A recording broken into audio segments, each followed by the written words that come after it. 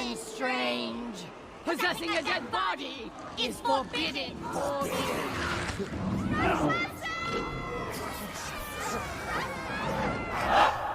Welcome, ladies and gentlemen, to The Pit, a new series in Keepin It Comic where we analyze some of your favorite characters who have performed feats of extreme craziness, and then we rate them to find out if they belong in the pit.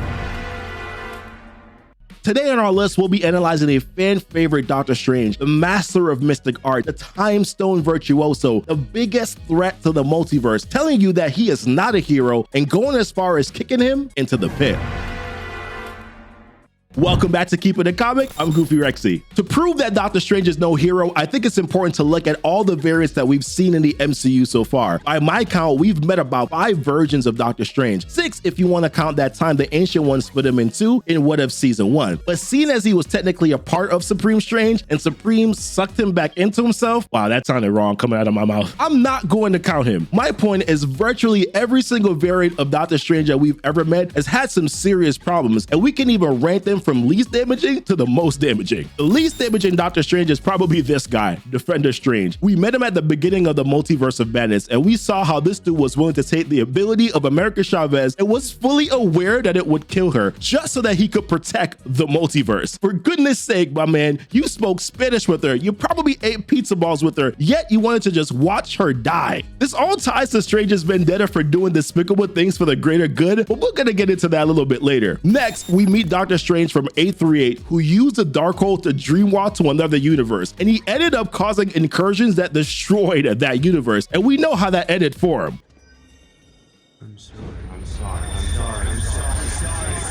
Then we got Sinister Strange, who not only destroys his universe by causing an incursion, but also he dreamwalks into the minds of another Doctor Strange and then walks them off a cliff. The dude takes self-hatred to a whole nother level. And probably the most badass variant of Strange is this guy from the What If series. This guy doesn't know when to stop. This man is the epitome of survivor's guilt, and he is the embodiment of Strange's obsession. Not only did he destroy his universe because he wanted to get with Christine Palmer, which is really funny, by the way. Imagine chilling in your universe, minding your own business, and then suddenly you get erased out of existence because some dude wanted to clap some cheeks. But that is exactly what happened, and the strange thing is, he wasn't done. See what I did there? Strange thing? Yeah, I'm sorry, I agreed. It didn't work. After killing billions, if not trillions of people, the dude proceeded to end even more lives by sacrificing both heroes and villains from different universes to his forge, just so that he could recreate the universe that he destroyed.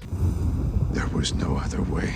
I know what you're probably saying, right? These are all variants. This is nothing like our main MCU Doctor Strange, but I'm here to tell you that this man is not different. He might even be worse, and I'll prove it to you. I'll show you without a shadow of a doubt that Doctor Strange belongs in the pit. But before I go on, be sure to hit that subscribe button, also the like button as well, before the YouTube algorithm throws us into the pit. We begin our dive into the complex character of the 616 1999 Doctor Strange in the 2016 movie of the same name, where we find a world-renowned surgeon who makes a living saving lives. Now on the surface, he seems like the kind guy who cares about saving people. The dude successfully removed the bullet from a man's brain, and he managed to guess the release year of some really dope songs. So he's pretty smart, and he's also kind of cool. But in the grand scheme of things, it's the way that he treats other people that I really want to point out. For starters, this guy couldn't help but gloat when he removed the bullet from that guy's head, nor did he hide his disgust when he thought that Christine and Nick were sleeping together. You guys aren't What?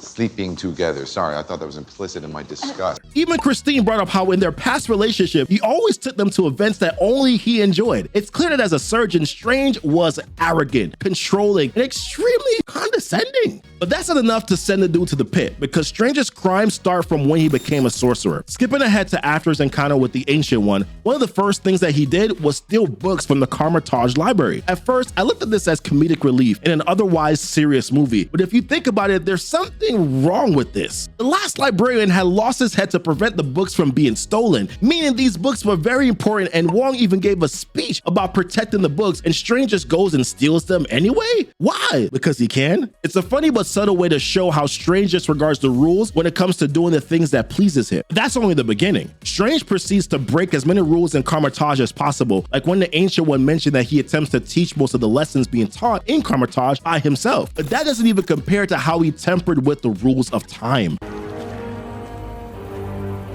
Dormammu?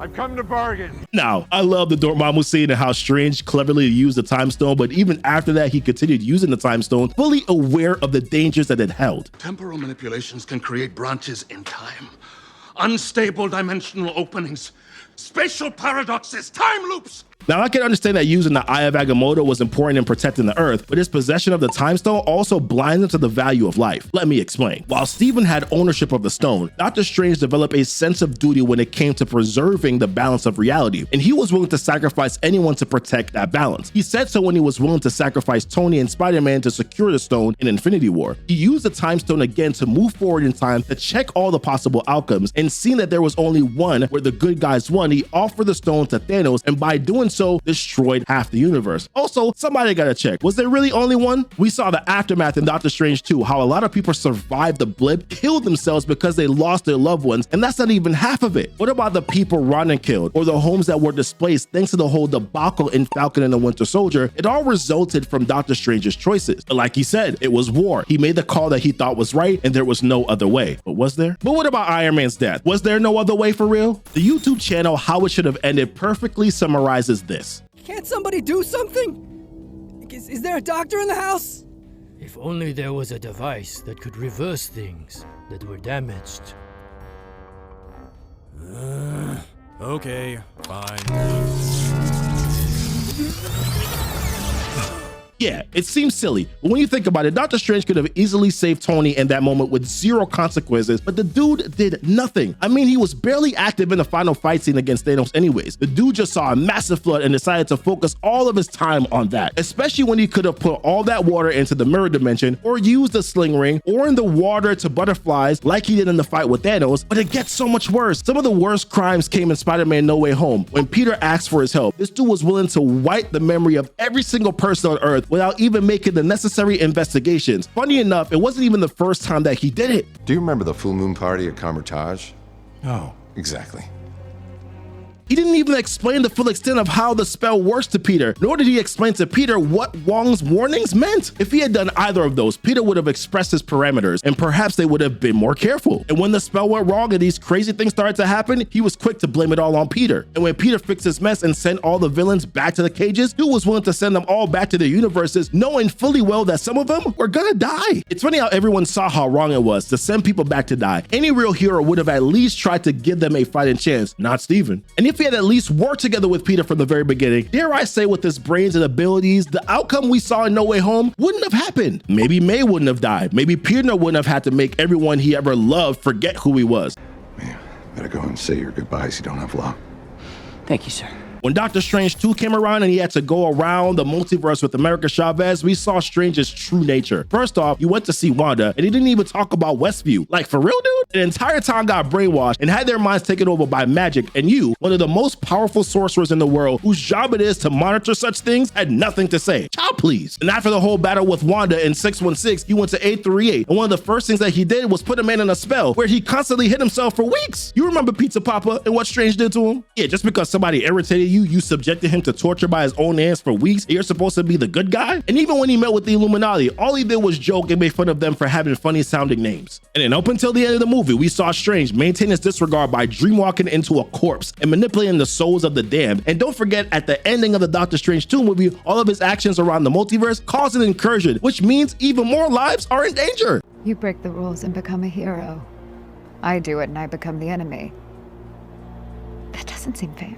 So to sum it up, our Doctor Strange has broken dozens of rules by manipulating time, dreamwalking into a corpse, and controlling the souls of the damned. He is constantly arrogant and condescending towards people, and he subjected a man to weeks of torture just because he could. He brought a bunch of villains from around the multiverse, and by doing so killed Aunt May. And then he brainwashed almost every mind on the planet to forget Spider-Man. In addition, our Doctor Strange has caused mass genocide. His actions led to the death of billions across the multiverse. Worst of all, he let Tony Stark die. And I know what you're gonna say. It had to be done. And you know what? Maybe you belong in the pit too. Therefore, Doctor Strange, I'm sorry to say, but you belong in the pit. As a matter of fact, all the other variants, you belong in the pit too. That's it, Doctor Strange. I love you, but you gotta go to the damn pit. There's so much more that we could go into, but that's it for Doctor Strange for now. Let me know what your thoughts are in regards to whether or not this man should go into the pit. Also, check out this video where we talk about how the MCU hates their characters. Like and subscribe for more on the channel. Check out our links that are down below in the description. And until next time, guys, and as always, thanks so much for kicking it. We keep it a comic. Bye.